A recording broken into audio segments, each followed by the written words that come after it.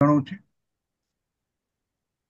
ପ୍ରକୃତରେ ଆଜି ଏକ ବହୁତ ସୁନ୍ଦର ଆଧ୍ୟାତ୍ମିକ କାର୍ଯ୍ୟକ୍ରମ ଯୋଉଟା କି ଆଜି ଶେଷ ହେଇଛି ଆମର ମହାକୁମ୍ଭ ମେଳା।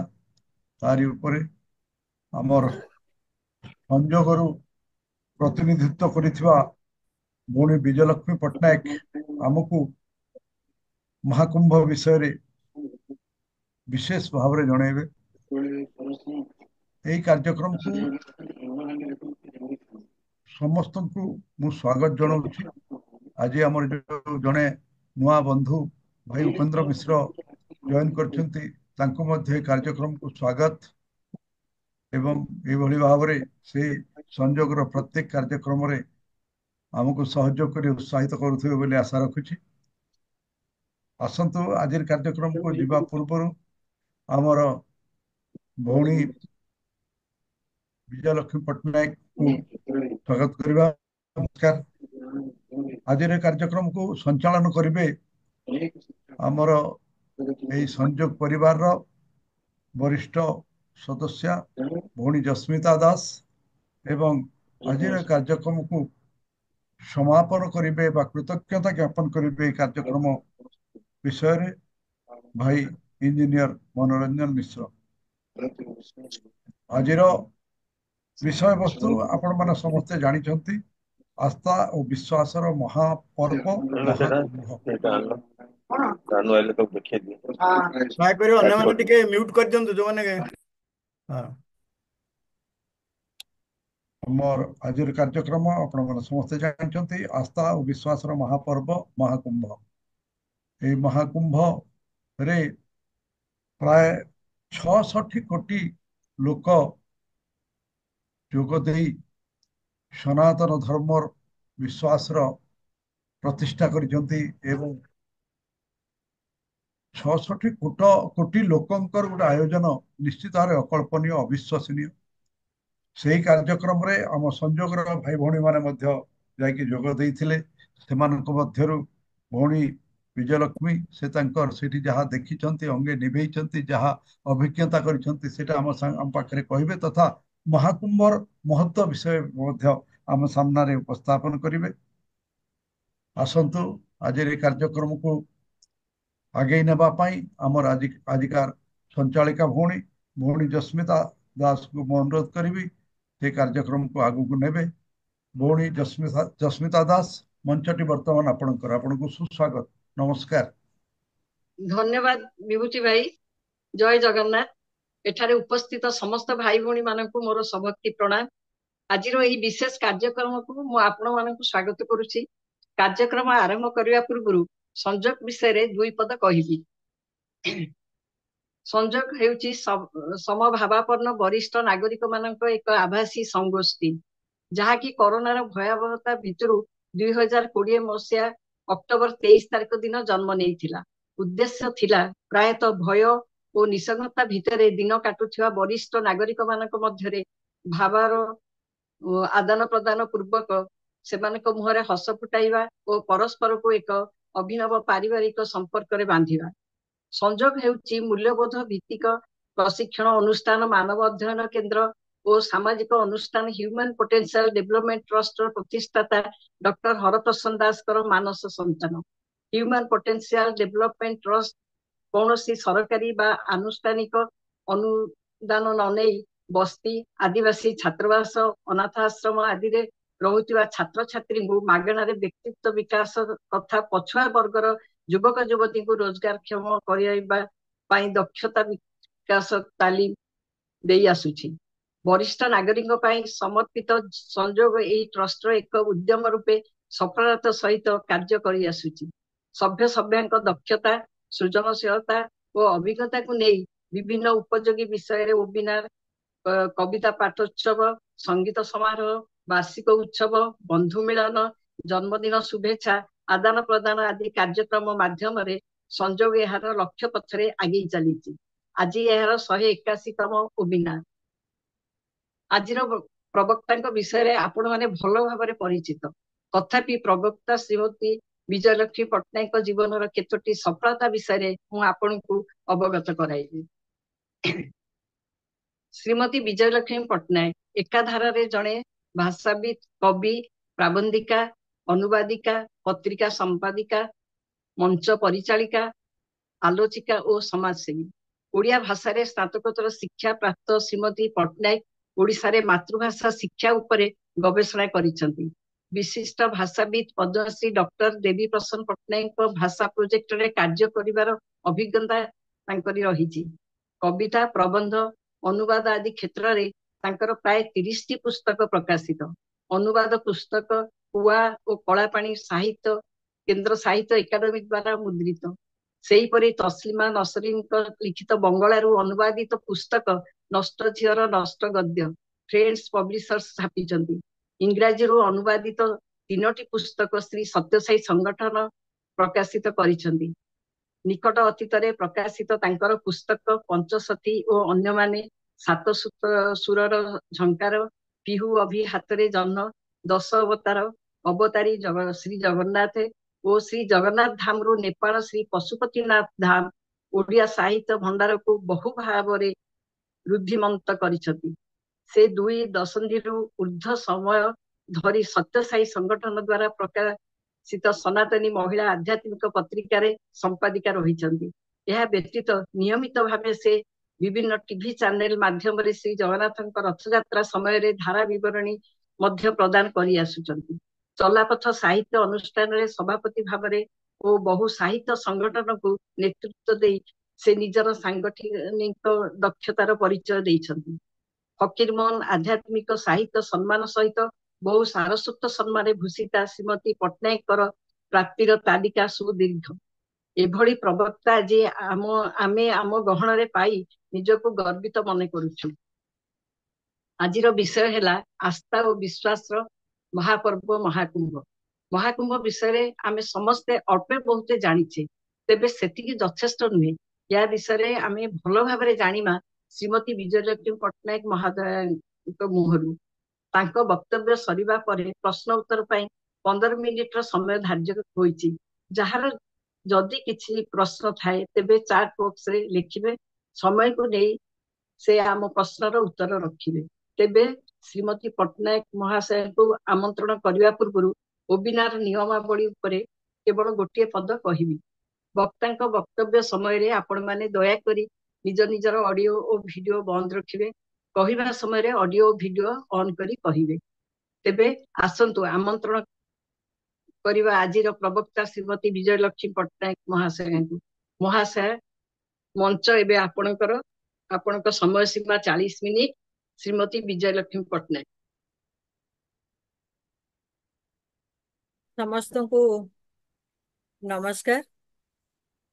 3 वर्ष है ए भितर रही तेणु आम परिवार मोर एते परिचय दबार किसी आवश्यकता भी नथिला। तबे मु दिसुची कि मु नाइ शुभुची शुभुची किंतु देखा जो दिसुनाहांती भौणी आपनकर वीडियो देखा जाउनी। हाँ आज्ञा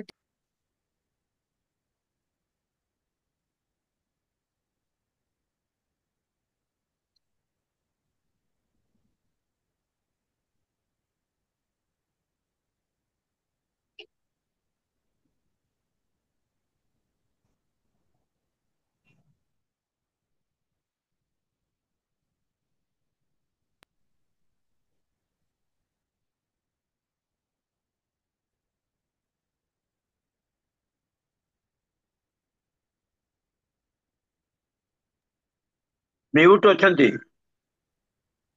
आज्ञा देखा गले। दिसी लगी। आज्ञा आज्ञा। हाँ आज्ञा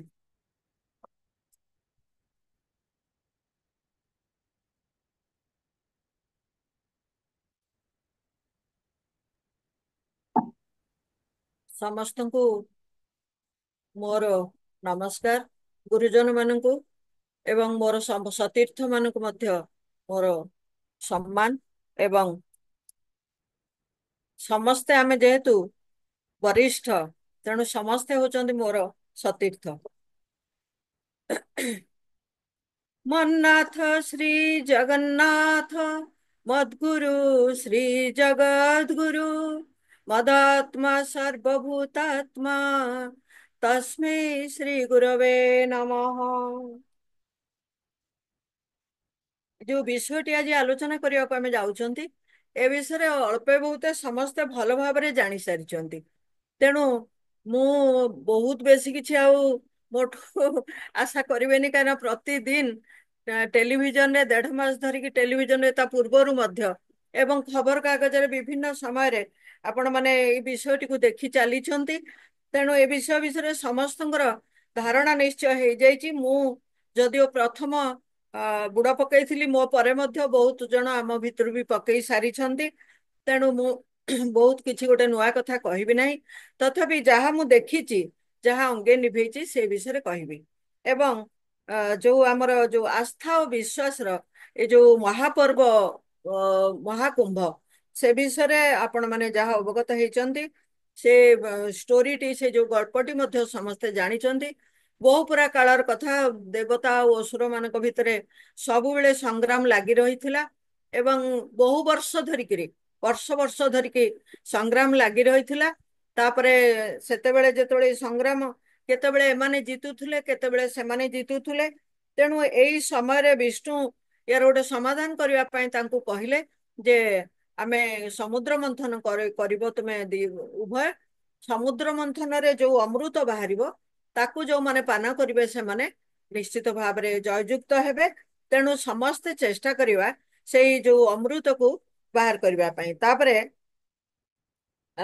जे मंदर पर्वत को शिलादंड करी एवं बासुकी नागंकु दौड़ी करिकिरी ता तले निजे अवतार निजे विष्णु कूर्म रूप धारण करके ता तले रहिले एवं ता उपरे एई मंदर पर्वत एवं दुई पाखरु असुर आउ देवता माने रहिले ताको जेमिति दही मंथन से मंथन हैला समस्ते जानिचंती आमे मंथन प्रथमे बाहरिला हलाहल विष से विष चारिआडे चरीगला एवं से विष जदि एमिति भाव चारिआड को व्यापी गला जे अतिष्ठ हो गले समस्ते तेणु प्रार्थना कले विष्णु को विष्णु कहले ये कथा केवल जड़े करें सी होचंती महादेव तेणु महादेव को समस्ते प्रार्थना कले महादेव आसिक आम समस्ते जानी से विष को पान करथिले एवं तेणु तांकर नाम होइथिला नीलकंठ एवं ताकू तापरे सेटा विषमुक्त हैला परे सेथुर मध्य बाहरिले ऐरावत हस्ती उच्चैश्रव्य अश्व कामधेनु गाभी एवं अन्यान्य बहुत गुड़े जिनिस बाहरिला एवं शेष रे बाहरिला माँ लक्ष्मी मध्य बाहरिले चंद्र बाहरिले एवं ता भितर मध्य उद्भव हैला अमृत से अमृत कलश जेतेबेले ऊपर को आसिला से अमृत कलश को नेबा पई दी देवता और असुर मानक भितरे छड़ा छड़ी लागिले तापरे से विष्णु तांकर वाहन को केतेक जगार विभिन्न प्रकार रे जिनिस रहिछि कहबा पई जे गरुड़ आसिकरी ताकू उठेइकरी लेके तांको थंटरे धरिकरी ताकू ऊपर को उड़ी गले एवं उड़िला बेले रे एमाने मध्य तांको पछे पछे गोड़ेई थिले आहुरी अनेक गुड़े कहानी ता सहित रही मु केवल ए गोटे कहूची जे जेतेबेले नहीं जाउथले सेतेबेले से छिटिकी जो विभिन्न स्थान रे पड़ीथिला अमृतर बिंदु से बिंदु गुड़िक जो पड़ीथिला से गुड़िक कुंभ मेला भाव रे ख्यात होइछि परवर्ती समय रे गोटे होची आमर उज्जयिनी आ गोटे होची जे आमर प्रयागराज आ गोटे होचंती नासिक नासिक आ गोटे होची हरिद्वार एवं ई चारोटी स्थान रे पड़ीथिला सेथिपई चारोटी स्थान रे कुंभ मेला अनुष्ठित हुए एवं ये जो कुंभ ये होची गोटे 3 प्रकार रो कुंभ जोटा कि अर्ध कुंभ एवं पूर्ण कुंभ तापरे 144 वर्ष पर पड़ुची महाकुंभ तेणु अर्ध कुंभटा 6 वर्ष रे पूर्ण कुंभटा 12 वर्ष रे एवं ये जो महाकुंभटा 144 वर्ष रे थरे पड़े तेणु ये होची कुंभ मेलार मोटामोटी कथा केमिति आरंभ होची एवं ये कुंभ मेलाटा ए वर्ष जेहेतु पड़ी त्रिवेणी संगम बा पावनी गंगा जमुना सरस्वती जोठी शिवंकर जटा निसृत होती गंगा नदी गंगा एवं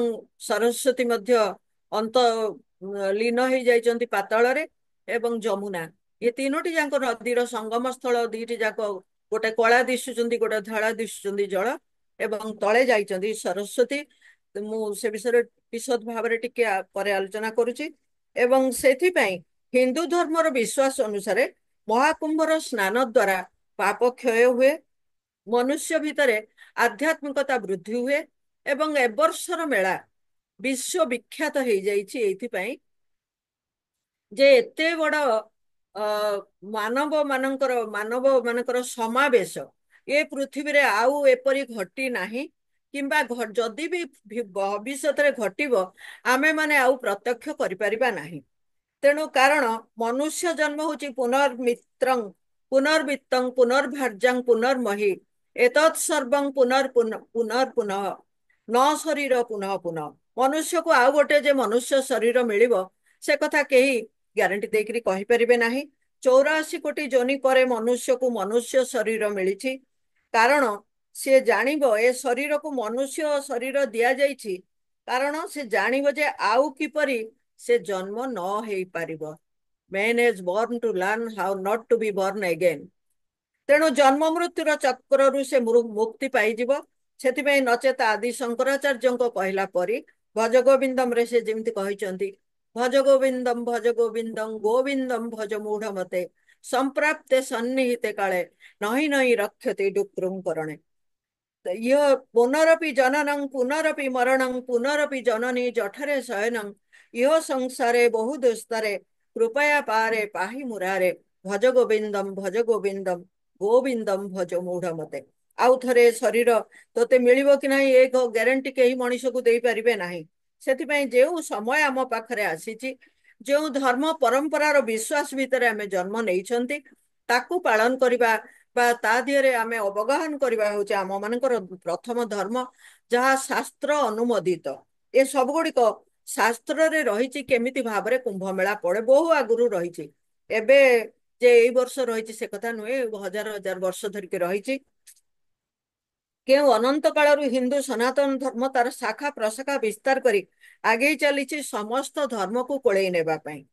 ତୀର୍ଥରାଜ ପ୍ରୟାଗ ସବୁ ପାପ ଧୋଇ ଦେଇ କୋଳେଇ ନେବାକୁ ବସିଛି ବାହୁ ପ୍ରସାରୀ ଶ୍ରଦ୍ଧାଳୁ ମାନଙ୍କୁ, ଏବଂ ପଣତ ବିଛାଇ ସମସ୍ତଙ୍କୁ ଆଦରି ନେବା ପାଇଁ ପଣତ ବିଛାଇ ବସିଛି। ଆନନ୍ଦ ପ୍ରଦାନ କରି ଆସୁଛି ବିଭିନ୍ନ ପର୍ବପର୍ବାଣୀ ମାଧ୍ୟମରେ। ଅନନ୍ତ କାଳରୁ ଏହି ତୀର୍ଥ ରାଜ ମାନଙ୍କର ଉତ୍ପତ୍ତି ଆତ୍ମାର ତୃପ୍ତି ପାଇଁ ଅନେକରେ ଏକ ଏବଂ ଏକରେ ଅନେକ ଆମେ ଦେଖିଲେ ଏଇଠି ମଧ୍ୟ ଘଟିଛି। ଅନେକରେ ଏକ, ସମସ୍ତେ ସନାତନୀ, ଅନେକ ସନାତନୀ ଏକ ହେଇଯାଇଛନ୍ତି ଏବଂ ଏକ ଭଗବାନଙ୍କ ଠାରୁ ଅନେକ ହେଇଯାଇଛନ୍ତି। ଇଏ ହଉଛି ୟୁନିଟି ଇନ୍ ଡାଇଭର୍ସିଟି। ତେଣୁ ବିକ୍ରମ ସମ୍ବତ୍ସରର 2081 ଶୀତର ମଧ୍ୟଭାଗ ଏବଂ ଶିଶିର ଋତୁର ପ୍ରାରମ୍ଭରେ ପଡିଛି ଏ ବର୍ଷର ସର୍ବଶ୍ରେଷ୍ଠ ସର୍ବବୃହତ ବିଶ୍ୱକୁ ଚମକେଇ ଦେଲା ଭଳି କୁମ୍ଭ ମେଳା। ବିଶ୍ୱ ସମୁଦାୟ ଆଶ୍ଚର୍ଯ୍ୟଚକିତ ହେଇକରି ଚାହିଁ ରହିଛନ୍ତି, ଇଏ କଣ, ଏ ଜିନିଷ କଣ, ଯୋଉଠିକି ଭାରତର ଅର୍ଦ୍ଧେକ ଲୋକ ସଂଖ୍ୟା ସମବେତ ହେଇଛନ୍ତି। 66 କୋଟି ଲୋକ କିଛି ଛୋଟିଆ କଥା ନୁହେଁ। ତାର ଯୋଉ ଆୟୋଜନ, ତାର ଯୋଉ ଶୃଙ୍ଖଳା, ସେଗୁଡିକ ନିଶ୍ଚିତ ଭାବରେ ସାରା ପୃଥିବୀରେ ଗୋଟେ ପ୍ରଭାବ ବିସ୍ତାର କରିପାରିଛି। ସୂର୍ଯ୍ୟପୁତ୍ରୀ ଯମୁନା, ଶିବଙ୍କ ଜଟାରୁ ଉତ୍ପନ୍ନ ମାତା ଗଙ୍ଗା ଏବଂ ବ୍ରହ୍ମାପୁତ୍ରୀ, କେଉଁଠି ବ୍ରହ୍ମାଙ୍କର ପତ୍ନୀ ବୋଲି ସରସ୍ୱତୀଙ୍କର ତ୍ରିବେଣୀ ସଙ୍ଗମ ସ୍ଥଳ ହେଉଛି ପ୍ରୟାଗରାଜ। ପନ୍ଥା ଅନେକ, ଲକ୍ଷ୍ୟ କିନ୍ତୁ ଏକ, ଗୋଟିଏ ଜାଗାରେ ସମସ୍ତେ ଏକାଠି ହେଇଛନ୍ତି। ସନାତନ, ଚିରନ୍ତନ, ଅଖଣ୍ଡ, ଚିରପ୍ରବହମାନ। ଶାସ୍ତ୍ର କହେ ଗଙ୍ଗେ ଚ ଯମୁନେ ଚୈବ ଗୋଦାବରୀ ସରସ୍ୱତୀ ନର୍ମଦେ ସିନ୍ଧୁ କାବେରୀ ଜଳେସ୍ମିନ୍ ସନ୍ନିଧିଂ କୁରୁ। ଆମେ ଆମ ବ୍ରାହ୍ମଣ ଘରେ ପୂଜା କଲା ବେଳେ ଆମେ ସମସ୍ତେ ଏଇ ଶ୍ଲୋକଟି ଶୁଣିଛୁ। ମୁଁ ପ୍ରଥମେ ବୁଝି ପାରୁନଥିଲି, ପଛରେ ସେ ଗୁଡିକ ବୁଝିବା ପାଇଁ ଚେଷ୍ଟା କରିଛି। ସବୁ ନଦୀ ମାନଙ୍କର ମିଶ୍ରଣ, ଜଳ ହଉଛି ଜୀବନ, ଏବଂ ନଦୀ ମାନେ ଯେତେବେଳେ ଆସିଛନ୍ତି ପୃଥିବୀକୁ ନିଶ୍ଚିତ ଭାବରେ ଜୀବନ ଦାନ କରିବା ପାଇଁ ଆସିଛନ୍ତି। ଏବଂ ଯୋଉଠି ଯୋଉଠି ସଭ୍ୟତା ଗଢି ଉଠିଛି ସେଇଠି ନଦୀ ମାନଙ୍କ ଯୋଗୁ ହିଁ ଗଢି ଉଠିଛି। ନଦୀ ମାନଙ୍କ ଅବବାହିକାରେ ଗଢି ଉଠିଛି ସବୁ ସଭ୍ୟତା। ଯେମିତି ସିନ୍ଧୁ ସଭ୍ୟତାରୁ ହିନ୍ଦୁ ବୋଲି କୁହାଯାଉଛି, ସେମିତି ତାଙ୍କର ଏଥର ସ୍ୱଚ୍ଛତା ହଉଛି ଜୀବନର ଆଧାର। ସ୍ୱଚ୍ଛ କୁମ୍ଭ, ସୁରକ୍ଷିତ କୁମ୍ଭ डिजिटल कुंभ नाम रे परिचित होइथिला ए वर्षर महाकुंभ मेला जोटा आज ही शेष होईछि। तेणु स्वच्छता विषय शास्त्र मध्य कहउचंती स्वच्छता ही सर्वधनम, स्वच्छता ही सर्वरोगहरम, स्वच्छता ही सर्वसुखदम, स्वच्छता ही सर्वलक्षणम। एही स्वच्छतार पर्व को त्रिलोकर देव मानव यक्ष किन्नर समस्ते आसीचंती बोली विश्वास रही एवं अस्पष्ट सूक्ष्म रूप से समस्ते आसीचंती एवं ये जो सृष्टि से माने करिसंती से सृष्टि रे जो महापर्व चली ताकू किए बा न देखिबो किए बा न आसीबो तेणु से माने मध्य आसीचंती बोली विश्वास रही एवं ए समस्ते ये आस्थार पर्व को काहेकि ओल्हे आसीचंती विशेषकर 66 कोटी लोक पाकिस्तान रो लोक संख्या 24 कोटी कुंभ को आसीचंती 66 कोटी रु अधिक लोक अर्थात दुईटी पाकिस्तान ठारू मध्य अधिक या छड़ा विश्वर अन्य अनेक देश ठारू अधिक लोक एठारे आसिकिरी बुड़ पकईचंती एवं भारतर समुदाय जनसंख्यार अर्धेक विश्व समुदाय आश्चर्यचकित होई चाहि रहिछंती। ए विषय जानिबा पई सबुठु बेसी यूट्यूब चेक करिछंती पाकिस्तान, चाइना, यूएई एवं अन्य मुसलमान देश एवं रूसिया ए बहुत जन यूट्यूब रे आकु चाहिचंती देखिबा को ये जिनिस कोन बुझी पारु नांती। ए महाकुंभ आरंभ होइछि जनवरी 13 तारिख रु एवं सरिछि फेब्रुआरी 26 गतकाली। आकलन अनुसार 12,670 कोटी टंका ए कुंभरे खर्च होइछि किंतु यार 10 गुण रु अधिक आय मध्य होइछि ट्रेन बस एरोप्लेन माध्यम एवं जनवरी 13 पौष पूर्णिमा, जनवरी 14 पौष संक्रांति, जनवरी 29 मौनी अमावास्या, फेब्रुआरी 3 सरस्वती पूजा, फेब्रुआरी 12 माघ पूर्णिमा एवं फेब्रुआरी 26 महाशिवरात्रि। ए 6 दिन थिला अमृत स्नान याकू शाही स्नान बोली पछरे ना देइथिले जेतेबेले मुसलमान माने आसीथिले तो परवर्ती अवस्था रे वर्ष ताको आउथरे अमृत स्नान बनी बोली नाम दिया जाइछि एवं मोर सौभाग्य जे मु प्रथम दिन से बुड़ पकईथिली जाऊ प्रथमे शंकराचार्य ओल्लेई थिले पानी को तापरे महानिर्माणी आखड़ा तापरे अटल आखड़ा तापरे निरंजनी आखड़ा और अन्य आखड़ार सन्थ माने प्रथमे ओल्लेई थिले स्नान करने रातिरु सन्थ मानकर दर्शन करने लक्ष लक्ष लोक रुंड होइथिले शंख हुड़हुड़ी ध्वनि रे कंपी उठुथिला संगम स्थल। उत्तर प्रदेश रो हेलिकॉप्टर रु 20 क्विंटाल फूल वर्षा करा जाइथिला एवं अन्य दिन मानक मध्य करा जाइथिला। नागा साधु महाकुंभर महा आकर्षण होचंती नागा साधु माने केउठु आसंती केउठी को जानती कोठी लुचि जानती केही तांको विषय जानती नाही तांकर घर द्वार नाही बोली तांको अघोरी मध्य कुहा जाई थाए। तेणु एई माने होचंती सबठारु बड़ आकर्षण जो मानकु बहुत सम्मान कुंभ मेला रे दिया जाइछि सेमानकु आ खोजिले से माने मिलंते नाही संपूर्ण उलग्न थांती एमाने कहंती प्रकृति तांकु जेपरी जन्म देइछि सेमाने प्रकृति कोଳରେ सेही परी बढ़ुछंती वस्त्र आभूषण ए सब गुड़िक प्रकृति तांकु देई नाही केवल तांकु जन्म देइछि जेमिति जन्म देइछि से सेमिति बढ़ुछंती अर्थात एमानकर सांसारिक बंधन आउ नथाए निजकु पिंड देई प्रथमे घरे निजकु पिंड देई से माने बाहरी थांती अर्थात निजर श्राद्ध सारी से माने ए जो नागा साधु हवा पई बा अघोरी हवा पई बाहरी थांती देह भ्रांति से मानकर आदौ नाही सांसारिक बंधन नाही जन्म देइथिबा बापा माँ भाई भौणी केही आउ काहारी सहित एमानकर किछि संबंध न थाए एमाने प्रकृति को सम्मान दियंती एमाने साधु ओ योद्धा प्रत्येकଙ୍କ हातरे अस्त्र थाए तरबारी थिबो ढाल थिबो नहले विभिन्न प्रकारर अस्त्र रे से माने सज्जित हेई थांती एवं सनातन धर्म निमंते माने बंचंती सनातन धर्म निमंते माने मरंती तेणु आवश्यक हेले अस्त्र चालना भी करंती एमाने प्राय एमानकर भारत रे प्राय 13टी आखड़ा रहिछि एवं भारत रे एमानकर संख्या प्राय 4 लाख एमाने निर्वस्त्र थांती कारण एमाने गरम और ठंडारे ପ୍ରକୃତି ସହିତ ସେମାନଙ୍କର ସହନ ଶକ୍ତିକୁ ବଜାୟ ରଖିଥାନ୍ତି। ଯେହେତୁ ଏମାନେ ପ୍ରକୃତି ସହିତ ମିଶି କରିଥାନ୍ତି, ସେମାନଙ୍କୁ ଗରମ କିମ୍ବା ଥଣ୍ଡା ଜଣାପଡ଼େ ନାହିଁ। ଏମାନେ ମୃତ୍ୟୁକୁ ଜୟ କରିଛନ୍ତି ଏବଂ ହଠ ଯୋଗୀ। ଏମାନେ ଯୋଗ ସାଧନାରେ ହଠ ଯୋଗ କରିଥାନ୍ତି। ଦେହରେ ଭସ୍ମ ବୋଳି ହୋଇଥାନ୍ତି, କାରଣ ସେମାନେ ମୃତ୍ୟୁକୁ ଜୟ କରିଛନ୍ତି ବୋଲି କହନ୍ତି। କେବଳ କୁମ୍ଭ ଆୟୋଜନ ବେଳେ ଏମାନେ ଆସନ୍ତି ଏବଂ କୁମ୍ଭ ଶେଷ ଯାଏ ରହନ୍ତି, ତାପରେ ପୁଣି କୁଆଡେ ଚାଲିଯାଆନ୍ତି। ଏମାନଙ୍କର ସବୁଠାରୁ ବଡ ଶକ୍ତି ହେଉଛି ଆତ୍ମଶକ୍ତି ବା ଇଚ୍ଛା ଶକ୍ତି। ଏମାନେ ହଠ ଯୋଗରେ ପାରଙ୍ଗମ। ଜଣେ ଗୋଟିଏ ହାତ ଟେକି ସବୁବେଳେ ଠିଆ ହୋଇ ରହନ୍ତି, ଜଣେ ଗୋଟିଏ ଗୋଡରେ ଠିଆ ହୋଇ ରହନ୍ତି, ଜଣେ ଅଣ୍ଟା ପର୍ଯ୍ୟନ୍ତ ପାଣିରେ ବୁଡିକିରି ରହନ୍ତି। ବହୁତ ଦିନ, ବହୁତ ବର୍ଷ ଧରିକିରି ସେମାନେ ସେଇପରି ଭାବରେ ରହନ୍ତି। ଇଚ୍ଛା ଶକ୍ତି ଅନୁସାରେ ଯାହା ଚାହିଁବେ ତାହା ସେମାନେ କରିପାରନ୍ତି। ତ୍ୟାଗ ଏମାନଙ୍କର ସବୁଠାରୁ ବଡ ଶକ୍ତି। ଏମାନେ ମୃତ୍ୟୁକୁ ଆଦୌ ଭୟ କରନ୍ତି ନାହିଁ। କୁମ୍ଭ ମେଳାରେ ସନାତନ ଧର୍ମର ପାବନ ଅବସରରେ ଏମାନେ ମୃତ୍ୟୁକୁ ଭୟ ନ କରି ଧର୍ମ ରକ୍ଷା ନିମନ୍ତେ ନିଜକୁ ସଜାଡି ଅସ୍ତ୍ର ଶସ୍ତ୍ର ଧରି ଆସିଥାନ୍ତି। ଲୋଭ ମୋହ କିଛି ବି ଏମାନଙ୍କର ନାହିଁ। ସାରା ବିଶ୍ୱ ସେମାନଙ୍କର ଘର ଏବଂ ଖୋଲା ଆକାଶ ସେମାନଙ୍କର ଛାତ ବୋଲି ସେମାନେ କହନ୍ତି। ଧର୍ମ ଅର୍ଥ ଲଢିବା ନୁହେଁ, ଧର୍ମ ଅର୍ଥ ଧର୍ମକୁ ରକ୍ଷା କରିବା ବୋଲି ଏମାନେ କହନ୍ତି। ଦିନକୁ 7 ଘର ଏମାନେ ଭିକ୍ଷା ମାଗନ୍ତି। 7 ଘରରୁ ଆସନ୍ତି, ଓହ୍ଲେଇକିରି କୋଉଠି ଥାନ୍ତି। 7 ଘର ଭିକ୍ଷା ମାଗନ୍ତି ପାଖାପାଖି। 8 ଘରକୁ ଯାଆନ୍ତି ନାହିଁ। ଯଦି ମିଳିଲା ସେତିକି ସେମାନଙ୍କର ଖାଦ୍ୟ, ନ ମିଳିଲା ଯଦି ସେଦିନ ଖାଆନ୍ତି ନାହିଁ, ଉପାସ ରହନ୍ତି। ଏ ନାଗା ସାଧୁମାନେ ବହୁତ କ୍ରୋଧୀ ଏବଂ ସାଧାରଣ ଲୋକଙ୍କ ସହିତ ଏମାନେ ଆଦୌ ମିଶନ୍ତି ନାହିଁ, ମିଶିବାକୁ ଭଲ ପାଆନ୍ତିନି, ଦେଖା କରିବାକୁ ମଧ୍ୟ ଭଲ ପାଆନ୍ତି ନାହିଁ।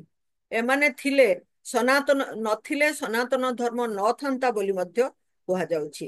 ଏମାନଙ୍କୁ ଅଘୋରୀ କୁହାଯାଉଛି।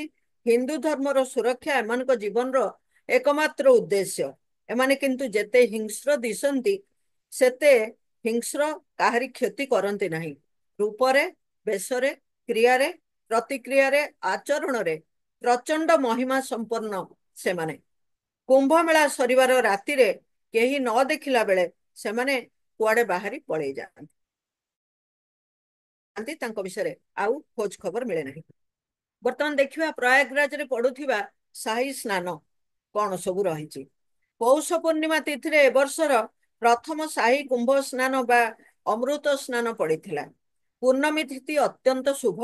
ଏହି ଦିନ ଚନ୍ଦ୍ର ମାସର ଆରମ୍ଭ ଏବଂ ଚନ୍ଦ୍ର ମାତା ଓ ଲକ୍ଷ୍ମୀଙ୍କର ପୂଜା କରାଯାଏ। ଯେହେତୁ ସମୁଦ୍ରରୁ ଚନ୍ଦ୍ର ଆଉ ଲକ୍ଷ୍ମୀ ଭାଇ ଭଉଣୀ ବୋଲି କୁହାଯାଏ, ତାଙ୍କୁ ବାହାରିଛନ୍ତି, ତେଣୁ ଦୁଇ ଜଣଙ୍କର ସେଇଦିନ ଭଲ ଭାବରେ ପୂଜା କରାଯାଏ। ଆତ୍ମିକ ଭାବରେ ବା ମନର ସହିତ ପୂଜା କଲେ, ହୃଦୟର ସହିତ ପୂଜା କଲେ ମା ଲକ୍ଷ୍ମୀ ସନ୍ତୁଷ୍ଟ ହୁଅନ୍ତି ଏବଂ ଧନ ଧାନ୍ୟ ତଥା ଧର୍ମ ଅର୍ଥ କାମ ମୋକ୍ଷ ଏ 4ଟି ଯାକ ଫଳ ପ୍ରଦାନ କରିଥାନ୍ତି। କିନ୍ତୁ ସେଥିପାଇଁ ମାତାଙ୍କୁ ଗଭୀର ଭାବରେ ହୃଦୟର ସହିତ ପ୍ରାର୍ଥନା କରିବା ଦରକାର। ଗୁଡ଼, ତେଲ, ବସ୍ତ୍ର ଓ ତିଳ ଦାନ ଏଦିନ ଶୁଭ ବୋଲି ଧରାଯାଏ। ଚନ୍ଦ୍ର ଓ ସୂର୍ଯ୍ୟ ଉଭୟଙ୍କର ଆରାଧନା କରିବା ସେଦିନ ସବୁଠାରୁ ଭଲ। ପରଦିନ ଥିଲା ମକର ସଂକ୍ରାନ୍ତି। ସଂକ୍ରାନ୍ତି ଅର୍ଥ ସଂକ୍ରମଣ। ଗୋଟିଏ ରାଶିରୁ ଅନ୍ୟ ଗୋଟିଏ ରାଶିକୁ ସଂକ୍ରମଣକୁ ସଂକ୍ରାନ୍ତି ବୋଲି କୁହାଯାଏ। ସୂର୍ଯ୍ୟଙ୍କର ମକର ରାଶିକୁ ସେଦିନ ସଂକ୍ରମଣ ଯୋଗୁଁ ସଂକ୍ରାନ୍ତି ସଂଗଠିତ ହୋଇଥିଲା। ଦାନ, ପୁଣ୍ୟ, ଗଙ୍ଗା ସ୍ନାନ ଅତ୍ୟନ୍ତ ଶୁଭ ଫଳ ସେଇଦିନ ପ୍ରଦାନ କରିଥାଏ। ବହୁ ପୁରା କାଳରୁ ମକର ସଂକ୍ରାନ୍ତିର ମାନ୍ୟତା ରହିଛି। ମକର ମେଳା ହୁଏ ଚାରିଆଡେ, ଆମର ଜୋରନ୍ଦାରେ ମଧ୍ୟ ହୁଏ। ନାଲି ବସ୍ତ୍ର ପିନ୍ଧିବା ସହିତ ସୂର୍ଯ୍ୟଙ୍କୁ ଜଳ ଅର୍ଘ୍ୟ ଦାନ ଏବଂ ନାଲି ପୁଷ୍ପ, ଧୂପ, ଦୀପ ଆଦି ଦେଇ ଆରାଧନା କରାଯାଇଥାଏ ସୂର୍ଯ୍ୟଙ୍କୁ। ଏହି ଦିନରେ ସୂର୍ଯ୍ୟଙ୍କର ଉତ୍ତରାୟଣ ଗତି ହୋଇଥାଏ। ଗଙ୍ଗା ସ୍ନାନ ମୋକ୍ଷ ପ୍ରାପ୍ତି ନିମନ୍ତେ ସର୍ବଶ୍ରେଷ୍ଠ ଦିନ ସେଇଦିନ। ଏହି ଦିନ ଦ୍ୱିତୀୟ ସାହି ସ୍ନାନ ପଡିଥିଲା କୁମ୍ଭ ମେଳାରେ। ତୃତୀୟରେ ପଡିଥିଲା ମୌନି ଅମାବାସ୍ୟା 29/1/25। ଏ ବର୍ଷ କୁମ୍ଭ ମେଳାରେ ମୌନି ଅମାବାସ୍ୟାର ବହୁତ ଗୁରୁତ୍ୱ ବହନ କରିଥିଲା, କାରଣ ସେଇଦିନ ପିତୃପୁରୁଷ ମାନେ ପିଣ୍ଡ ଗ୍ରହଣ କରିବାକୁ ଆସିଥାନ୍ତି। ମୌନ ରହି ବାଣୀକୁ ଗୋଟିଏ ଦିନ ପାଇଁ ବିଶ୍ରାମ ଦେବା ଏଇ ଦିନର ହଉଛି ମହତ୍ଵ। ମାନେ କେତେ ଭଲ ଜିନିଷ ଆମ ପୂର୍ବ ପୁରୁଷ ମାନେ କରିଛନ୍ତି। ଗୋଟିଏ ଦିନ ଆମେ ଆଦୌ କଥାବାର୍ତ୍ତା ନ କରି ସମ୍ପୂର୍ଣ୍ଣ ଭାବେ ନୀରବ ରହିଲେ, ସେଟା ହଉଛି ମୌନ ରହିଲେ ଆମ ଭିତରେ ଶକ୍ତି ସଞ୍ଚାର ହେଇଥାଏ। ସେଥିପାଇଁ ମୌନ ରହି ବାଣୀକୁ ବିରାମ ଦେଇ ଶିବଙ୍କର ଆରାଧନା କରିବା, ପିତୃପୁରୁଷଙ୍କୁ ପିଣ୍ଡଦାନ କରିବା, ସ୍ମରଣ କରିବା ଏହି ଦିନରେ ବାଞ୍ଛନୀୟ। ଗଙ୍ଗା, ଯମୁନା, ସରସ୍ୱତୀ ଜ୍ଞାନ, କର୍ମ ଓ ଉପାସନା ଏକତ୍ର ହୋଇ ସେହି ଦିନ ମୌନି ଅମାବାସ୍ୟା ଦିନ 68 କୋଟି ତୀର୍ଥ ଏହି ସମୟରେ ପ୍ରୟାଗରାଜରେ ତ୍ରିବେଣୀ ସଙ୍ଗମରେ ଉପସ୍ଥିତ ରହନ୍ତି ବୋଲି ଶାସ୍ତ୍ରରେ ଲେଖା ଅଛି। 68 କୋଟି ତୀର୍ଥର ଜଳ ସେଇ ଧାବିତ ହେଇକରି ସେଇଠାରେ ମିଶିଥାନ୍ତି, ଠୁଳ ହୋଇଥାନ୍ତି। ସୌର ମାସ ଆରମ୍ଭ ହୁଏ ଅମାବାସ୍ୟା ଠାରୁ ଏବଂ ଚନ୍ଦ୍ରମାସ ପୂର୍ଣ୍ଣିମା ଠାରୁ। ମୌନ ରହି ଏହି ତୀର୍ଥ ଜଳ ତ୍ରିବେଣୀରେ ଗଙ୍ଗା ସ୍ନାନ କଲେ ପାପ କ୍ଷୟ ହୁଏ, ମୋକ୍ଷ ପ୍ରାପ୍ତି ହୁଏ ଏବଂ ଶକ୍ତି ସଞ୍ଚାରିତ ହୁଏ। ତେଣୁ ସେହିଦିନ କୁମ୍ଭ ମେଳାରେ ପ୍ରାୟ 8.5 କୋଟି ଲୋକଙ୍କର ସମାବେଶ ହୋଇଥିଲା ଏବଂ ଆମେ ଶୁଣିଛୁ ଦଳା ଚକଟାରେ ପ୍ରାୟ 30 ଜଣଙ୍କର ଲୋକଙ୍କର ପ୍ରାଣହାନି ଘଟିଥିଲା। ଏତେ ବଡ ଗୋଟିଏ ସମ୍ମିଳନୀ ଭିତରେ ଏମିତି ଘଟଣା ବହୁତ ବଡ ଘଟଣା ବି ନୁହେଁ, କିନ୍ତୁ ହେଇଛି। 144 ବର୍ଷ ପରେ ଏହି ମୌନି ଅମାବାସ୍ୟାର ଅମୃତ ଯୋଗ ପଡିଥିଲା। ଧନ୍ୟ କହିବେ ସେ ସନାତନୀ ମାନଙ୍କୁ ଯିଏ 20-30 କିଲୋମିଟର ମୁଣ୍ଡରେ ବ୍ୟାଗ ଧରି ଚାଲି ଚାଲି ସଙ୍ଗମରେ ପହଞ୍ଚିଥିଲେ। ଏ ବିଶ୍ୱାସ ସନାତନୀ ମାନଙ୍କର, ସନାତନ ଚିରନ୍ତନ ଧର୍ମର, ମାନବ ସଭ୍ୟତାର ପଞ୍ଚ ମହାଭୂତକୁ ସମ୍ମାନ ଦେବ ପ୍ରକୃତି କୋଳରେ ସମେଇ ଯିବାର। 3-2-25 ବସନ୍ତ ପଞ୍ଚମୀ, ବସନ୍ତ ଋତୁ ଆରମ୍ଭ। ପୌରାଣିକ କଥା ଅନୁସାରେ ବ୍ରହ୍ମା ସୃଷ୍ଟି ସର୍ଜନା କରିସାରିଲା ପରେ ସିଏ ନିଜ ସୃଷ୍ଟିକୁ ଦେଖିବା ପାଇଁ ସେ ବୁଲି ବାହାରିଲେ ଏବଂ ଦେଖିଲେ, ଚାରିଆଡେ ବୁଲିକିରି ଦେଖିଲେ, ତାଙ୍କୁ କିଛି ବି ଭଲ ଲାଗିଲା ନାହିଁ। କାରଣ ସମସ୍ତେ ଥିଲେ ମୂକ, ଜଡ ଆଉ ସ୍ତବ୍ଧ ହେଇକରି ରହିଯାଇଥିଲେ। ଏସବୁ ଦେଖି ତାଙ୍କୁ ଶାନ୍ତି ମିଳିଲା ନାହିଁ। ତେଣୁ ମନ ଦୁଃଖରେ ସେ ବିଷ୍ଣୁଙ୍କର ସାହାଯ୍ୟ ଭିକ୍ଷା କଲେ। ତେଣୁ ବିଷ୍ଣୁ ତାଙ୍କୁ ଉପଦେଶ ଦେଲେ ଯେ ଆପଣ ଆପଣଙ୍କ କମଣ୍ଡଳୁର ଜଳ ସାରା ପୃଥିବୀରେ ଯୋଉଠି ଯୋଉଠି ଆପଣ ସୃଷ୍ଟି ସର୍ଜନା କରିଛନ୍ତି ତା ଉପରେ ସିଞ୍ଚନ କରନ୍ତୁ। ସିଏ ସେହିପରି କଲାରୁ ଏକ ଜ୍ୟୋତିପୁଞ୍ଜ ନିର୍ଗତ ହେଲା ଏବଂ ସେଇ ଜ୍ୟୋତିପୁଞ୍ଜ ହଉଛନ୍ତି ମା ଦେବୀ ସରସ୍ୱତୀ। ସେ ଜ୍ୟୋତିପୁଞ୍ଜ ସବୁ ଏକାଠି ହେଇକରି ସରସ୍ୱତୀ ମାତାଙ୍କର ସୃଷ୍ଟି ହେଲା ଏବଂ ଦେବୀ ସରସ୍ୱତୀ ଯେତେବେଳେ ତାଙ୍କ ବୀଣାର ପ୍ରଥମ ଝଙ୍କାର, ହାତରେ ବୀଣା ଧରିଥାନ୍ତି, ତେଣୁ ପ୍ରଥମ ଝଙ୍କାର ଯେତେବେଳେ ତୋଳିଲେ ସେତେବେଳେ ସମସ୍ତ ପ୍ରାଣୀ, ଉଦ୍ଭିଦ, ଜଳ, ବାୟୁ ସମସ୍ତଙ୍କ ମଧ୍ୟରେ ବାଣୀ ସଞ୍ଚାର ହେଲା। ସମସ୍ତେ ଚଳଚଞ୍ଚଳ ହୋଇ ଉଠିଲେ, ଉତ୍ସବ ମୁଖର ହୋଇ ଉଠିଲେ। ଏହା ମଧ୍ୟ ବସନ୍ତ ଋତୁର ଆଗମନର ପ୍ରଥମ ଦିବସ ରୂପେ ପାଳିତ ହୋଇଥାଏ। ତେଣୁ ସେଇଟା ହଉଛି ବସନ୍ତ ପଞ୍ଚମୀ।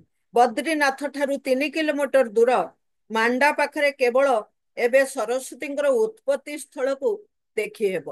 ଏହା ଅଳକାନନ୍ଦା ପାଖରେ ରହିଛି।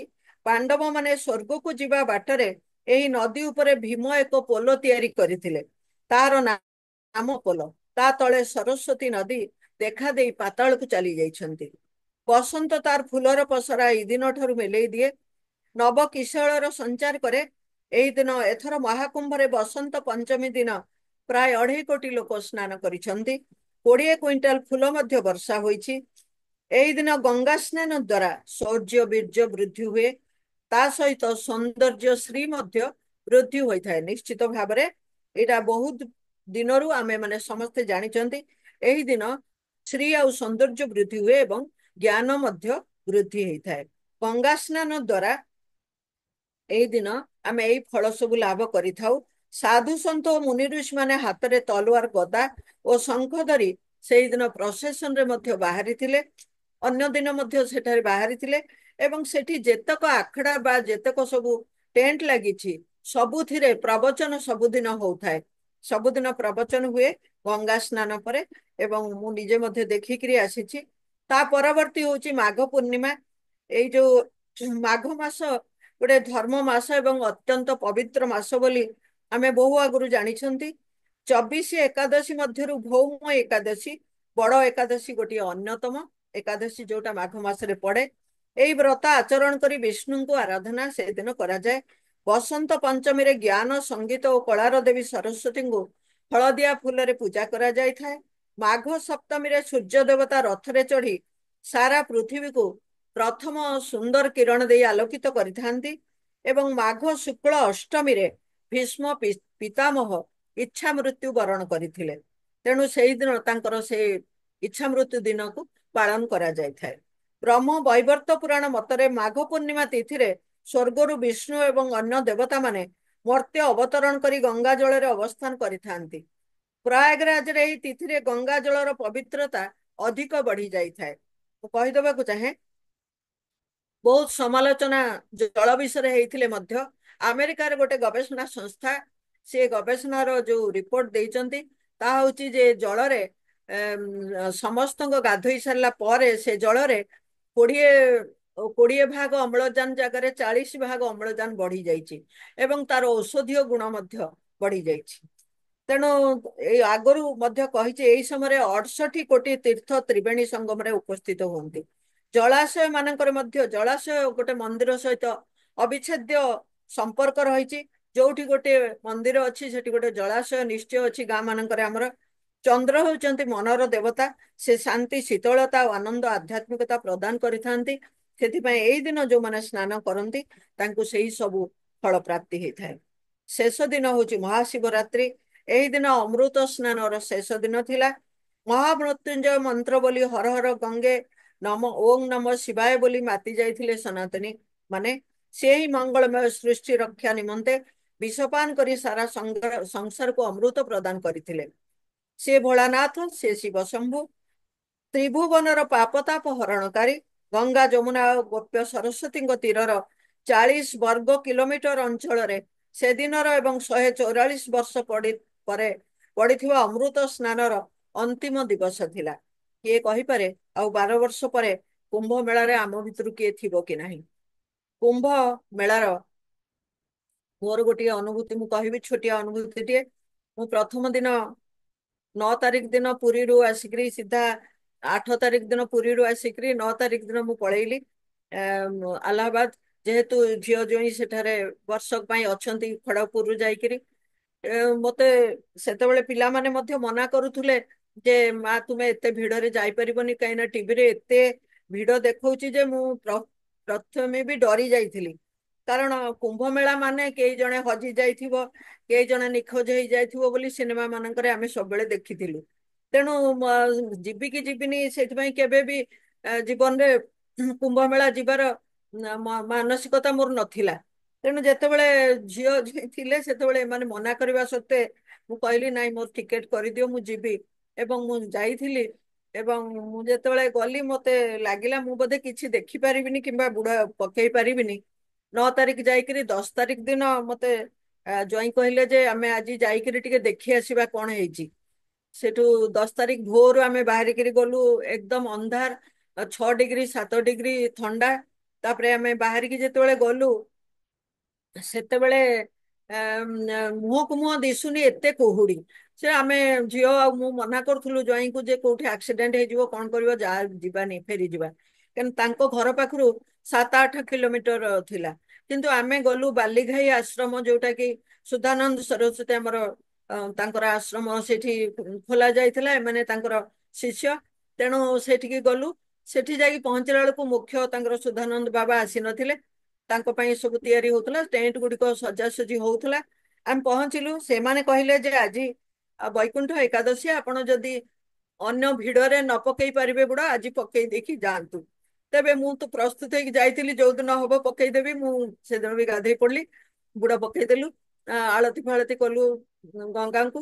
ତାପରେ ସେଦିନ ଗାଡି ଜମା ବନ୍ଦ ନଥିଲା ଏବଂ ସଙ୍ଗମ ଘାଟ ପର୍ଯ୍ୟନ୍ତ ଗାଡି ଯାଉଥିଲା। ତେଣୁ ଚାଲିବାକୁ ପଡିନି, ପୁରା ଯାଇକି ସମ୍ପୂର୍ଣ୍ଣ ଭାବରେ ସେଦିନ ଗାଧେଇକି ଆସିଲୁ। 12 ତାରିଖ ଦିନ ରାତିରେ ଜ୍ୱାଇଁ ମତେ କହିଲେ ଆପଣ ଆଉ ମନ ଦୁଃଖ କରିବେନି, ଆପଣ 7-8 କିଲୋମିଟର ଚାଲିକି ଯାଇପାରିବେନି, ତେଣୁ ହେଇଗଲା। ମୁଁ କହିଲି ହଁ ମୋର ହେଇଗଲା। ତାଙ୍କର କିନ୍ତୁ ମନରେ ଆସିଲା ଯେ ମା ଏତେ ଦୂର ଆସିଛନ୍ତି। ତେଣୁ ସେ ମତେ କହିଲେ ମା ଗୋଟେ କାମ କରିବେ, ଆପଣ 3ଟା ରାତିରୁ ବାହାରି ପାରିବେ? ମୁଁ କହିଲି ହଁ। ନା 3ଟା ରାତିରୁ ଆପଣ ବାହାରନ୍ତୁ, ଆମେ ଯିବା, ଦେଖିବା, ଟ୍ରାଏଲ ଗୋଟେ ନବା। ଗାଡି ତ ବନ୍ଦ 13-14 2 ଦିନ। ତେଣୁ ମୁଁ ଭାବିଲି ହଉ ଠିକ ଅଛି, ଯିବା, ଦେଖିବା, ଯଦି ବାଟରୁ ଫେରିବା ଫେରିବା। କିନ୍ତୁ ଆମ ରାତି 3:30 4ଟା ବେଳକୁ ଆମେ ଯାଇକି ସେଠି ପହଞ୍ଚିଲା ବେଳକୁ ଗାଡି ଭିତରକୁ ଛାଡୁନାହାନ୍ତି, କିନ୍ତୁ ବେଶ ପାଖ ପର୍ଯ୍ୟନ୍ତ ଆମେ ଯାଇପାରିଲୁ। ସେଇଠୁ ବାରିକେଡ ଲାଗିଛି, ବାରିକେଡ ପୋଲିସ ଜଗିଛନ୍ତି। ସେଇଠୁ ଗାଡିରେ ଯାଇ ରହିଲେ। ଆମେ ନାତୁଣୀ ମୋ ଝିଅ 3 ଜଣ ଓହ୍ଲେଇକିରି ଗଲୁ। ଓହ୍ଲେଇକି ଆମେ ଭାବିଲୁ 1.5 କିଲୋମିଟର ତ ଏଇଠୁ ଚାଲିଯିବା। କିନ୍ତୁ ଆମେ ଓହ୍ଲେଇକିରି ଟିକେ ଆଗକୁ ଗଲା ପରେ ଦେଖିଲୁ ରାତିରୁ ଯୋଉ ରିକ୍ସା ଯାଇଥିଲେ ସେ ମାନେ ରହିଯାଇଛନ୍ତି ତା ଭିତରେ। ତେଣୁ ଗୋଟେ ରିକ୍ସାକୁ ଝିଅ କହିଲା ମା ଆମେ ଚାଲିପାରିବେନି ମା, ଟିକେ ନେଇକି ପହଞ୍ଚେଇ ଦବ 1.5 କିଲୋମିଟର ଯୋଉ ଅଛି ଘାଟରେ। ନା ହଁ ନେଇଯିବି ସେ କହିଲା। ତାପରେ ରିକ୍ସାରେ ବସିଲା ପରେ ଝିଅ କହିଲା ଗାଡିରେ ତ ସବୁ ରଖିଦେଇ ଆସିଲେ, ପର୍ସ ଫର୍ସ ଆଉ ପଇସା ତ ପାଖରେ ନାହିଁ, କଣ ଦବା? ସେଠୁ ମୁଁ କହିଲି ମୋ ଗାମୁଛାରେ ମୁଁ ବାନ୍ଧିଥିଲି ରାତିରୁ 130 ଟଙ୍କା ନା କେତେ ଗୋଟେ ବାନ୍ଧିଲି, ନଈରେ ପକେଇବି ବୋଲି, ଆଉ କାହାକୁ କଣ ଟିକେ ଟିକେ ଦେଇଦେବି। ସେଠୁ ମୁଁ କହିଲି ସେଇଟାକୁ ଖୋଲ। ସେଟା ଖୋଲିକି ସେଥିରୁ ସେମାନେ ତାକୁ 60 ଟଙ୍କା ଦେଲେ। ଆମକୁ ନେଇକି ସେ ପହଞ୍ଚେଇ ଦେଲା ଘାଟରେ। ଘାଟରେ ଆମେ ବହୁତ ଭଲରେ ସେଦିନ ବୁଡ ପକେଇଲୁ, ପ୍ରଥମ ସାହି ବୁଡ। ଏବଂ ଠିକ ଭୋର 5ଟାରେ ସେଇ ସମୟରେ ବୁଡ ପକେଇକିରି ଆମେ ସେଇଠୁ ଆସିକି ଉପରକୁ ଉଠିକି ଆସିଲା ବେଳକୁ ପୁଣି ଆଉ ଗୋଟେ ସେଇ ବ୍ୟାଟେରୀ ଅଟୋ ଥିଲା, ସେ ମଧ୍ୟ ଆମକୁ ପୁଣି ବାରିକେଡ ପର୍ଯ୍ୟନ୍ତ ନେଇ ଆସିଲା। ତେଣୁ ଆଦୌ ଚାଲିବାକୁ ପଡେନି, ଈଶ୍ୱରଙ୍କର କୃପା। ଆଉ ଗାଧେଇଲା ବେଳେ ମଧ୍ୟ ଯୋଉ ପିଲାମାନେ ଥିଲେ ସେମାନେ ସାହାଯ୍ୟ କଲେ ବହୁତ। ତାପରେ ଆମେ ଆସିକିରି ପୁଣି ଘରକୁ ଚାଲି ଆସିଲୁ। ତେବେ ଆମେ ଦେଖି ଦେଖିକି ଆସୁଥିଲୁ। ମୁଁ ସେ ବିଷୟରେ ଟିକେ କହୁଛି ଯେ ଯୋଉ ଯାହା ମୁଁ ଦେଖିଲି ମୁଁ ସେ ବିଷୟରେ କହୁଛି ଯେ ଆମେମାନେ ଏତେ ସୁନ୍ଦର ଭାବରେ ଯାଇକିରି ଆସିଲୁ। ଆମେ ଗଲା ବେଳକୁ ସେଇଠି ମାନେ କଣ ଥିଲା, କଣ କଣ ମୁଁ ଦେଖିଲି ସେ ବିଷୟରେ ଖାଲି ମୁଁ ଟିକେ ଅଳ୍ପ ଟିକେ ସମୟରେ କହିଦଉଛି, ସମୟ ହେଇଗଲାଣି। ସେଠିକାର ଟେଣ୍ଟ ସିଟି ଯୋଉଟା କି ଦେଖିବାର ଜାଗା। ବହୁତ ଗୁଡେ ଟେଣ୍ଟ କୁ ବିରାଟ ବିରାଟ ଟେଣ୍ଟ ତା ଭିତରେ ହେଇଛି। ତାଙ୍କର ଆଖଡା ଗୁଡିକ ସେ ଟେଣ୍ଟ ଗୁଡିକ ମଧ୍ୟରେ ମଧ୍ୟ ହେଇଛି। ସେମାନେ ନେଇଛନ୍ତି, ତା ତୋରଣ ଲାଗିଛି, ମୁହଁରେ ସଜାସଜି ହେଇଛି। ଏବଂ କୋଉଠି ଶିବଙ୍କର, କୋଉଠି ତାଙ୍କର, କୋଉଠି ଅନ୍ୟ କାହାର, ଏମିତି ସବୁ ସଜାସଜି ହେଇଛି। ଆଉ ଗୋଟେ ମେଳା ସେଠି ଚାଲିଛି, ଶିବାଳୟ ମେଳା। ଏବଂ ମଠ, ମନ୍ଦିର, ଘାଟ, ଡଙ୍ଗା ବାଲା ଯିଏ ନେଇକିରି ଯାଉଥିଲେ। ଏତେ ସୁନ୍ଦର ବ୍ୟବହାର ପୋଲିସ ଠୁ ଡଙ୍ଗାବାଲା ଠୁ। ସମସ୍ତଙ୍କୁ କୁହାଯାଇଛି କାହାକୁ ଖରାପ ବ୍ୟବହାର କରିବନି ବୋଧ ହୁଏ। ତେଣୁ ଏତେ ସୁନ୍ଦର ବ୍ୟବହାର, କେହି ବିରକ୍ତ ହେଉନଥାନ୍ତି। ପୂଜା ପାଠ, ଧୂପ ଦୀପ, ଫୁଲ ବିକାଳି, ସେଠି ଯୋଉ ସ୍ତ୍ରୀ ଲୋକ ସେମାନେ ମଧ୍ୟ ହାତ ଯୋଡି କହୁଥାନ୍ତି ମା ଫୁଲ ନିଅ, ଡଙ୍ଗା ରେ ଦବ, ପୂଜା କରିବ ନଦୀରେ।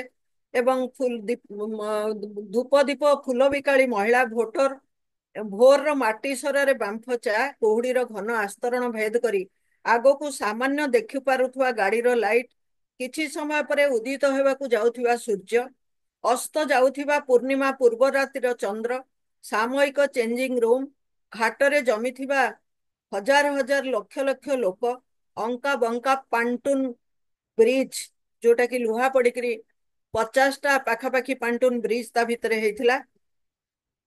ଏବଂ ଜନସମୁଦ୍ର, ମାଡି ଆସୁଥିବା ଜନସମୁଦ୍ର ଗଙ୍ଗା ମାତାଙ୍କ ଜଳ ତରଙ୍ଗ ପରି ମାଡି ଆସୁଥିଲେ। ବହୁତ ମାନେ ଲହଡି ଥିଲା ମଧ୍ୟ, ଜଳ ବହୁତ ଜଳ ଯେତିକି ଘେରେଇ ଥିଲେ ତାରି ଭିତରେ ଲୋକ ଗାଧେଇବେ। ସେଇଥିପାଇଁ 66 କୋଟି ଲୋକ ଭିତରେ କେହି ଜଣେ ମରି ନାହାନ୍ତି ପାଣିରେ କିମ୍ବା ଭାସି ଯାଇ ନାହାନ୍ତି। ଏତେ ତା ଭିତରେ ସ୍ରୋତ ଥାଏ, ଯଦି ଖୋଲା କରିଦେଇଥାନ୍ତେ ନିଶ୍ଚୟ ଅଘଟଣ ଘଟିଥାନ୍ତା। ସଂସ୍କୃତିର ସନାତନୀ ଯାତ୍ରାର ଏ ଅଦ୍ଭୁତ ଦୃଶ୍ୟ ମତେ ବିଚଳିତ କରିଦେଲା। ସଂସ୍କୃତିର ଏ ଭବ୍ୟ ଆୟୋଜନର ମହାପର୍ବରେ ସାମିଲ ହୋଇଥିବା ସନାତନୀ ମାନେ କେଉଁଠି ଥାଆନ୍ତି ବର୍ଷ ବର୍ଷ ଧରି? ଏମିତି ଗୋଟିଏ ମୌକା ସେମାନଙ୍କୁ ନିଦରୁ ଉଠେଇ ଦେଇ ଜାଗ୍ରତ କରିଦିଏ। ଉତ୍ତିଷ୍ଠ ଜାଗ୍ରତ ପାର୍ଥ ବରାନ୍ନୁଭବତ। ସନାତନୀ ଗଣ ନିଜର ପୂର୍ବଜଙ୍କର ଅମୂଲ୍ୟ ସମ୍ପଦକୁ ଚିହ୍ନ, ସମୟ ଥାଉ ଥାଉ କିଛି କରିଯାଅ, ମନୁଷ୍ୟ ଜନ୍ମକୁ ସାର୍ଥକ କର। ସଫା ସୁତୁରା ରାସ୍ତାଘାଟ, 40,000 ସଫେଇ କର୍ମଚାରୀ ଲାଗିଥାନ୍ତି। ଲୋକଙ୍କୁ ଗଣିବା ପାଇଁ ଗୋଟେ ସ୍ୱତନ୍ତ୍ର ଟିମ୍ ଗଠନ କରାଯାଇଛି, ଯାହା ଏଆଇ ବା ଆର୍ଟିଫିସିଆଲ ଇଣ୍ଟେଲିଜେନ୍ସ ସାହାଯ୍ୟ ନେଇ ସେମାନେ ଗଣନା କରୁଛନ୍ତି। ଡ୍ରୋନ୍ ସାହାଯ୍ୟରେ ବି ଗଣନା କରୁଛନ୍ତି। ଉଭୟ ଆସିବା ବାଟକୁ ଗଣନା କରୁଛନ୍ତି। ଏ ଭବ୍ୟ ଆୟୋଜନ ନିଶ୍ଚୟ ପୃଥିବୀର ସର୍ବଶ୍ରେଷ୍ଠ ଜନସମାବେଶ ଦେଖିବା ପାଇଁ ଦେବତା ମାନେ ମଧ୍ୟ। ଆଜ୍ଞା 68 crores. ଆଜ୍ଞା ଆଜ୍ଞା ମତେ କିଛି କହିଲେ କି?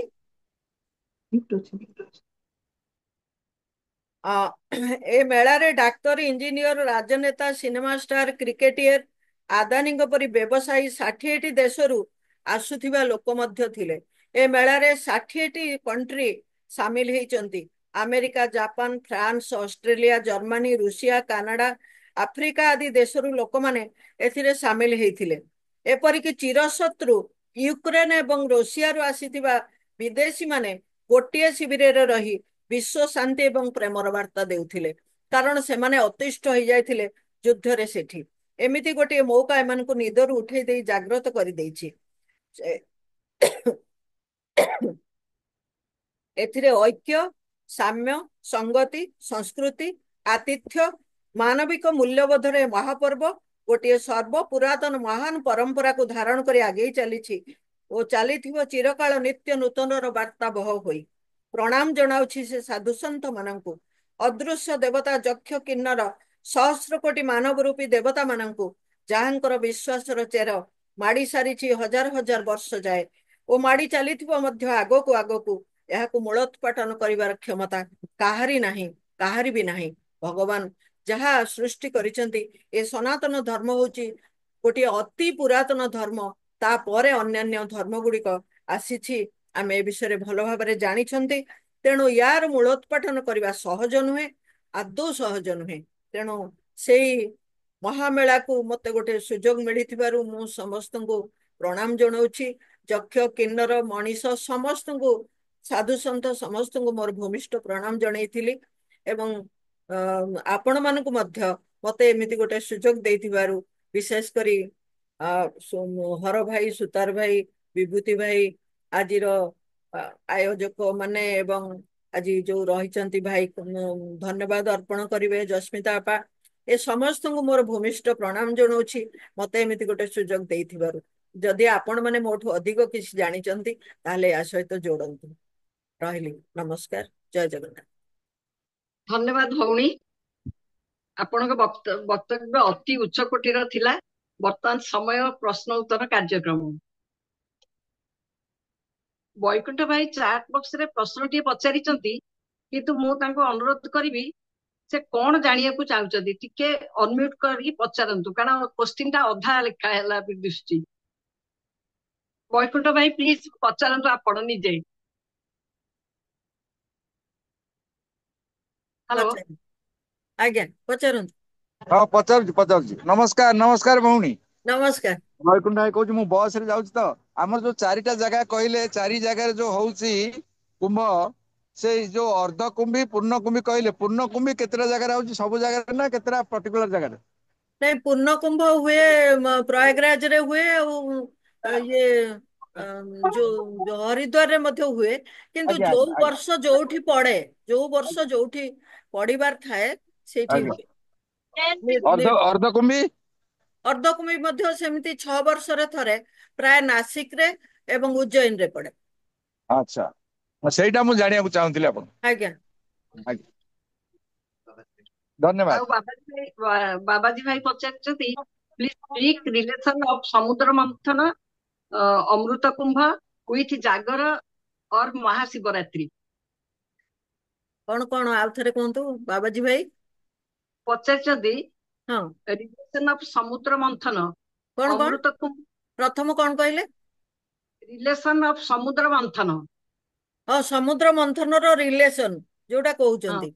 अच्छा, अमृत कुंभ विथ जागर और महाशिवरात्रि। आ जागर विषय कहले मते गोटे क्लास नबाकू पूरा पूरी पड़िबो। जागर एवं शिवंकर उत्पत्ति, शिवंकर नृत्य काहेकि हुए, काहेकि जागर पड़े, ये सब बहुत अलग कथा। तेणु ताकू ନାଇଁ तो ଭଉଣୀ, मु ସେ ବୋଧେ एठी कहबिनी ପଚାରିଛନ୍ତି, आज्ञा। ସେ ବୋଧେ ପଚାରିଛନ୍ତି ଯେ ଯୋଉ ସମୁଦ୍ର ମନ୍ଥନ ସାଙ୍ଗରେ ଜାଗର ଆଉ ଅମୃତ କୁମ୍ଭର କଣ ସମ୍ପର୍କ, ସେଇଟା ପଚାରିଛନ୍ତି ସେ। समुद्र मंथन रे हलाहल विष पान करथिले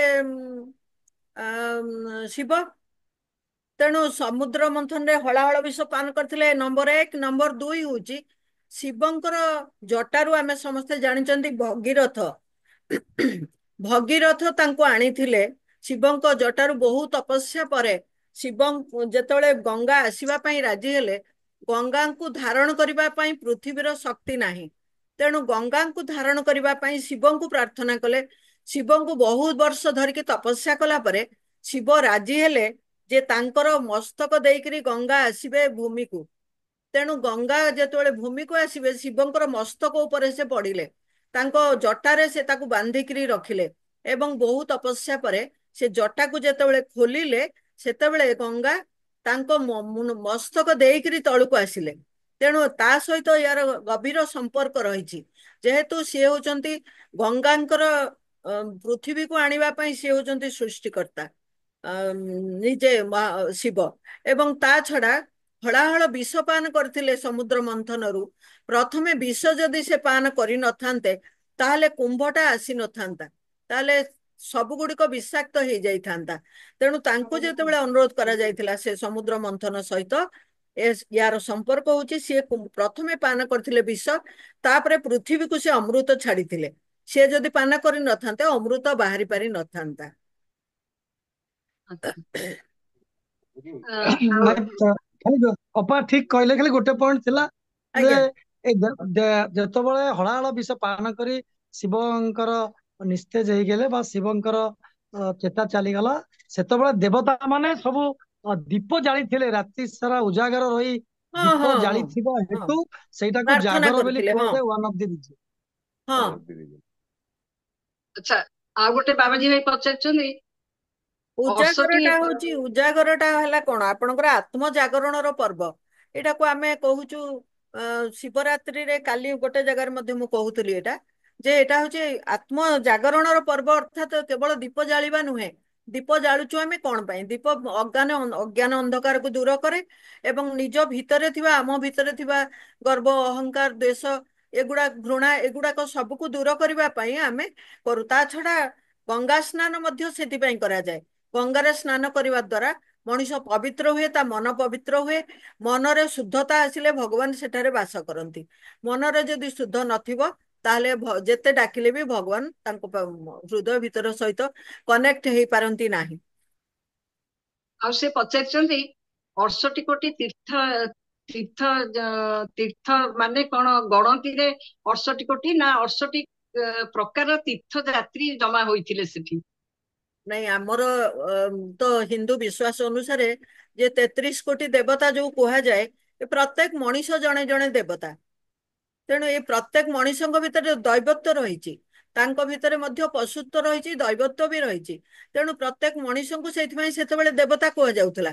ସେଇଥିପାଇଁ 33 କୋଟି ଦେବତା ମାନେ 33 କୋଟି ମଣିଷ ସେତେବେଳେ ଯୋଉମାନେ ଥିଲେ। କିନ୍ତୁ ବର୍ତ୍ତମାନ ଯେତିକି ମଣିଷ ହେଇଛନ୍ତି ସେ ସମସ୍ତଙ୍କ ଭିତରେ ଦୈବତ୍ୱ ରହିଛି, ସେମାନେ ଦେବତା। କିନ୍ତୁ ଏଥିରେ ଯୋଉଟା ଶାସ୍ତ୍ରରେ କୁହାଯାଇଛି ଯେ 68 କୋଟି ତୀର୍ଥର ଜଳ ସେଠାରେ ମିଶେ। ତେଣୁ ଆପଣଙ୍କର ଧରନ୍ତୁ, ଗୋଟେ ଉଦାହରଣ ମୁଁ ଦଉଛି। ଗୋଟେ ଜାଗାରେ ଗୋଟେ ରହିଛନ୍ତି, ମହାଦେବ ରହିଛନ୍ତି। ସେ ଜଳ ଢାଳିଲେ ମାନେ ଯେତେ ଢାଳନ୍ତୁ ସେ କୁଆଡେ ଯାଏ କେହି ଜାଣିନାହାନ୍ତି। ସେମିତି ସରସ୍ୱତୀ ଯେମିତି ମାନେ ଲୀନ ହେଇଯାଇଛନ୍ତି, ପାତାଳି ହେଇଯାଇଛନ୍ତି, ଅଦୃଶ୍ୟ ହେଇଯାଇଛନ୍ତି, କିନ୍ତୁ ସରସ୍ୱତୀ ଅଛନ୍ତି। କାରଣ ତାଙ୍କର ଉତ୍ପତ୍ତି ସ୍ଥଳ ଏବେ ବି ଅଛି। ମୁଁ ଯୋଉଟା କହିଲି ଆପଣଙ୍କୁ, ପାଣ୍ଡିଆ ଠାରେ ତାଙ୍କର ଉତ୍ପତ୍ତି ସ୍ଥଳ ଅଛି। ସେଟା ସରସ୍ୱତୀ ନଦୀ ବୋଲି ସେଠି ମଧ୍ୟ ଚିହ୍ନଟ ହେଇଛନ୍ତି। କିନ୍ତୁ ତା ପରଠାରୁ ସିଏ ନିମ୍ନଗାମୀ, ପାତଳଗାମୀ ହେଇଯାଇଛନ୍ତି। ତା ବିଷୟରେ ବହୁତ ଗୁଡେ ଷ୍ଟୋରି ଅଛି, ତାଙ୍କୁ କେମିତି ଅଭିଶାପ ହେଇଥିଲା, ସେ କାହିଁକି ପାତାଳି ହେଇଯାଇଛନ୍ତି। ତ ସମୟ ହେଇଗଲାଣି, ତେଣୁ ଅନ୍ୟ କେତେବେଳେ ଯଦି ସୁବିଧା ହୁଏ। ଆଚ୍ଛା, ଆମର କୋଶ୍ଚିନ୍ ଆନ୍ସର ସବୁ ସରିଗଲା। ଏବେ ଆମେ କାର୍ଯ୍ୟକ୍ରମ ପ୍ରାୟ ଶେଷ ପର୍ଯ୍ୟାୟରେ ପହଞ୍ଚି ଯାଇଛେ। ପ୍ରବକ୍ତାଙ୍କ ବକ୍ତବ୍ୟ ବିଷୟରେ ଆଲୋଚନା କରିବା ସୂର୍ଯ୍ୟଙ୍କୁ ଦୀପ ଦେଖେଇବା ସଙ୍ଗେ ସମାନ ହେବ, ତଥାପି ପଦେ କହିବାକୁ ସାହସ ବାନ୍ଧିଛି। ସେମିତି ଭଉଣୀ ସମୁଦ୍ର ମନ୍ଥନ ଉପରେ ବିସ୍ତୃତ ଭାବେ ବ୍ୟାଖ୍ୟା କଲେ, ଏହି ମହାକୁମ୍ଭ ବିଷୟରେ ବିଶେଷ ବିବରଣୀ ଓ ତଥ୍ୟ ପ୍ରଦାନ କଲେ। ନାଗା ସାଧୁମାନଙ୍କ ଜୀବନ ପ୍ରଣାଳୀ ଓ ତାଙ୍କ ପ୍ରକୃତି ବିଷୟରେ ସୁନ୍ଦର ଭାବରେ ବୁଝାଇ ଦେଲେ। ଆଉ ମଧ୍ୟ ମକର ସଂକ୍ରାନ୍ତି, ମୌନି ଅମାବାସ୍ୟା ଓ ବସନ୍ତ ପଞ୍ଚମୀର ବିଶେଷତ୍ୱ ଉପରେ ମଧ୍ୟ ଆମକୁ ଅବଗତ କରାଇଲେ। ବହୁତ ବହୁତ ଧନ୍ୟବାଦ ଭଉଣୀ। ଆଉ ଆପଣଙ୍କୁ ଆମକୁ ସବୁ ଜିନିଷ ଜଣେଇଥିବାରୁ ଆଉ ବହୁତ ଖୁସି ଲାଗିଲା। ଆପଣ ଯାଇକିରି ସେଠି ଏତେ କଷ୍ଟରେ ବୁଡ ପକେଇକିରି ଆସିଛନ୍ତି, ଆଉ ଆପଣ ବହୁତ ଭାଗ୍ୟବାନ। ସମସ୍ତ ନେଇଯାଆନ୍ତୁ ସେ ପୁଣ୍ୟଟା। ନାଇଁ ନାଇଁ, ଠିକ ଅଛି। ଆମର ବହୁତ ଜିନିଷ ଆମେ ଜାଣିବାକୁ ପାଇଲୁ ନା, ଆପଣ ଯାଇଛନ୍ତି ଜାଣିବାକୁ ପାଇଲୁ। ଆଜିର କାର୍ଯ୍ୟକ୍ରମକୁ ସଞ୍ଚାଳନ କରିବାକୁ ଦାୟିତ୍ୱ ମତେ ଦେଇଥିବାରୁ ମୁଁ ଶ୍ରୀଯୁକ୍ତ ରାଜକୁମାର ସୁତାର ଭାଇ ଓ ଶ୍ରୀଯୁକ୍ତ ବିଭୂତି ଭୂଷଣ ପାଣିଗ୍ରାହୀ ଭାଇଙ୍କୁ ମୋର କୃତଜ୍ଞତା ଜଣାଉଛି। ବର୍ତ୍ତମାନ ମୁଁ ଆମନ୍ତ୍ରଣ କରିବି ଶ୍ରୀଯୁକ୍ତ ମନୋରଞ୍ଜନ ମିଶ୍ର ଭାଇଙ୍କୁ, ଯେ କି ଧନ୍ୟବାଦ ଅର୍ପଣ କରି କାର୍ଯ୍ୟକ୍ରମକୁ ସମାପନ କରିବେ। ଶ୍ରୀଯୁକ୍ତ ମନୋରଞ୍ଜନ ଭାଇ।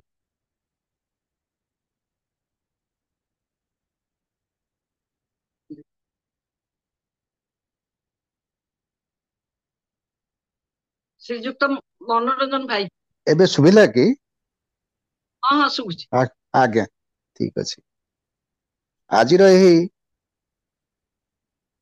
181ତମ ଆଭାସୀ କାର୍ଯ୍ୟକ୍ରମରେ ଯୋଗ ଦେଇଥିବା ସଂଯୋଗ ପରିବାରର ସମସ୍ତ ଭାଇ ଓ ଭଉଣୀଙ୍କୁ ଶୁଭ ସନ୍ଧ୍ୟା ଏବଂ ମୋର ଆନ୍ତରିକ ନମସ୍କାର।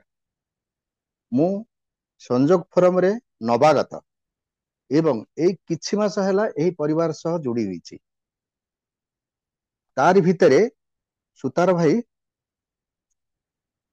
ମୋତେ ଆଜିର ଏହି ସମାପନ ବାର୍ତ୍ତା ବାଣ୍ଟିବାର ସୁଯୋଗ ଦେଇଥିବାରୁ ତାଙ୍କୁ ହୃଦୟରୁ ମୁଁ ଅଶେଷ ଧନ୍ୟବାଦ ଜଣାଉଛି। ଭୁବନେଶ୍ୱରରେ ସିନିୟର ସିଟିଜେନ ଗ୍ରୁପର ଅନେକ ଫୋରମ ରହିଛି, କିନ୍ତୁ ସଂଯୋଗ ଏକ ସ୍ୱତନ୍ତ୍ର ଓ ନିଆରା ବ୍ୟକ୍ତିତ୍ୱ ମାନଙ୍କର ସମାହାର ବୋଲି ମୁଁ ଅନୁଭବ କରେ। ଓଡ଼ିଶା ଏବଂ ଭାରତବର୍ଷ ଭିତରେ ଓ ବାହାରେ ଥିବା ସଂଯୋଗ ସଭ୍ୟମାନଙ୍କର ଅନଲାଇନ କନେକ୍ସନ ଜରିଆରେ ଯୋଡ଼ି ହୋଇ ପ୍ରତି ଆଭାସୀ କାର୍ଯ୍ୟକ୍ରମ ମାଧ୍ୟମରେ ଯେଉଁ ଭାବର ଆଦାନ ପ୍ରଦାନ ହେଉଛି, ଏଭଳି ଅନନ୍ୟ ସୁଯୋଗ କ୍ୱଚିତ ଗ୍ରୁପରେ ମିଳିଥାଏ। କରୋନାର କରାଳ କାଳରେ ଡର ଓ ଭୟ ମଧ୍ୟରେ ମାନସିକ ଗୃହବନ୍ଦୀ ଥିବା ବେଳେ ହର ଭାଇ ସମସ୍ତଙ୍କୁ ଆଭାସୀ କାର୍ଯ୍ୟକ୍ରମ ମାଧ୍ୟମରେ ସଂଯୋଗ କରି ମୋଟିଭେସନ, ମେଣ୍ଟାଲ ଏନକରେଜମେଣ୍ଟ ଦେଇ ଯେଉଁ ସଂଯୋଗ ପରିବାର ସ୍ଥାପନ କରିଥିଲେ, ତାହାର ସୁଫଳ ଅନବରତ ଭାବେ ଆମେ ପାଇ ଚାଲିଛୁ। ବସ୍ତି ବାସିନ୍ଦାଙ୍କ ଅଣ୍ଡର ପ୍ରିଭିଲେଜ ପିଲାମାନଙ୍କୁ ଆମର ହ୍ୟୁମାନ ପୋଟେନ୍ସିଆଲ ଡେଭଲପମେଣ୍ଟ ଟ୍ରଷ୍ଟ ବିନା ମୂଲ୍ୟରେ ଯେଉଁ ବ୍ୟକ୍ତିତ୍ୱ ବିକାଶ ଟ୍ରେନିଂ ଦେଇ ଚାଲିଛି, ହର ଭାଇଙ୍କ ଏହି ସଂସ୍ଥାକୁ ଯେତେ ଧନ୍ୟବାଦ ଦେଲେ ତାହା ନିଅଣ୍ଟ ହେବ। ଏପର୍ଯ୍ୟନ୍ତ 75ରୁ 76ଟି ବ୍ୟାଚ୍ ପିଲାଙ୍କୁ 50 ଘଣ୍ଟିଆ ଟ୍ରେନିଂ ପ୍ରୋଗ୍ରାମ ଜରିଆରେ ବ୍ୟକ୍ତିତ୍ୱ ବିକାଶ ଗଠନ କାର୍ଯ୍ୟକ୍ରମ ମାଧ୍ୟମରେ ସବଳ କରାଯାଇ ସାରିଲାଣି। ବିନା ପାରିଶ୍ରମିକରେ ବସ୍ତିର ପିଲାଙ୍କୁ କମ୍ପ୍ୟୁଟର ଟ୍ରେନିଂ ଏବଂ ବ୍ୟକ୍ତିତ୍ୱ ବିକାଶ ଟ୍ରେନିଂ ଏକ ଅମୃତମୟ ଓ ମହାନ କାର୍ଯ୍ୟକ୍ରମ ବୋଲି ମୋର ମନେ ହୁଏ। ମୁଁ ଭାବୁଛି ସଂଯୋଗ ଏକ ଅମୃତର କୁମ୍ଭ। ବସ୍ତିର ପିଲାମାନଙ୍କ ପାଇଁ ସାମାଜିକ ସେବା ସହ ନିୟମିତ ଆଭାସିକ କାର୍ଯ୍ୟକ୍ରମ ମାଧ୍ୟମରେ ସେହି ଅମୃତର କୁମ୍ଭରୁ ଅମୃତର ବାଣୀ ବାଣ୍ଟିବାର କାର୍ଯ୍ୟକ୍ରମ ଚାଲୁ ରଖିଛି। ଆଜିର ଏହି 181ତମ ଆଭାସୀ କାର୍ଯ୍ୟକ୍ରମରେ ବଡ଼ ଭଉଣୀ ବିଜୟଲକ୍ଷ୍ମୀ ପଟ୍ଟନାୟକ ଆସ୍ଥା ଓ ବିଶ୍ୱାସର ମହାପର୍ବ ମହାକୁମ୍ଭ ବିଷୟରେ ଯେଉଁ ସାରଗର୍ଭକ ତାତ୍ତ୍ୱିକ ମନଛୁଆ ବକ୍ତବ୍ୟ ଉପସ୍ଥାପନ କଲେ, ତାଙ୍କୁ ସଂଯୋଗ ପରିବାର ତରଫରୁ ମୋ ମାଧ୍ୟମରେ ଅନେକ ଅନେକ ଧନ୍ୟବାଦ। 181ତମ ଆଭାସୀ କାର୍ଯ୍ୟକ୍ରମରେ ଆଜିର ଏହି ଯୋଗ ଦେଇଥିବା ସଂଯୋଗ ପରିବାର ସମସ୍ତ ଭାଇ ଭଉଣୀକୁ ମୋର କୃତଜ୍ଞତା ଜ୍ଞାପନ କରୁଛି। ହଁ, ବିଜୟଲକ୍ଷ୍ମୀ ଭଉଣୀଙ୍କର ସାହିତ୍ୟ ତ ବିଜୟଲକ୍ଷ୍ମୀ ଭଉଣୀ ତ ସାହିତ୍ୟର ସାଗର, ବାଗ୍ଦେବୀ ସରସ୍ୱତୀଙ୍କର ଅବତାର। ତାଙ୍କ ବିଷୟରେ ଅଧିକ କହିବା ମୋର ଦୃଷ୍ଟତା ହେବ ସିନା।